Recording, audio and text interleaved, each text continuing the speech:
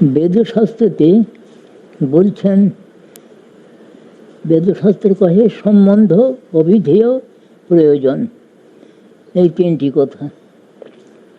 কার সঙ্গে আমাদের নিত্য সম্বন্ধ এবং তার প্রতি আমাদের কী কর্তব্য, অভিধেয় আমাদের কী কর্তব্য, আর আমাদের তার কাছে কী প্রয়োজন।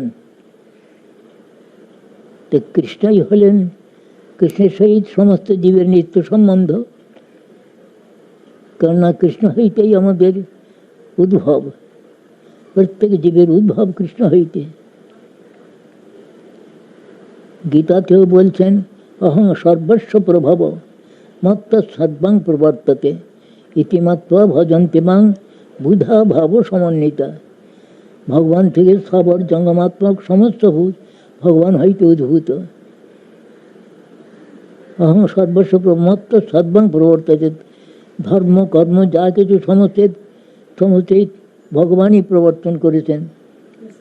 কেন জামিল ওয়াখানে বলছেন, ধর্মন্ত সাক্ষাৎ ভগবত প্রণীতম নবৈ বিদুরী শয়নাপি দেবা ন সিদ্ধ মুখ্যা অসুর মনুষ্যা কিন্ন বুদ্ধাধর চারণাদয়। ধর্ম করেছেন ধর্মন্ত সাক্ষাৎ ভগবানই সাক্ষাৎ ভগবান। আর বেদ শব্দের অর্থও তাই।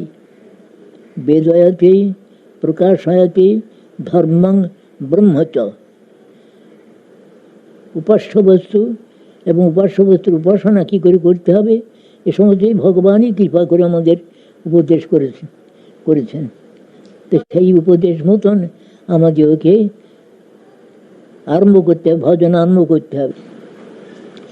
বেদশাস্ত্র কহে সম্বন্ধ, অভিধেয়, প্রয়োজন।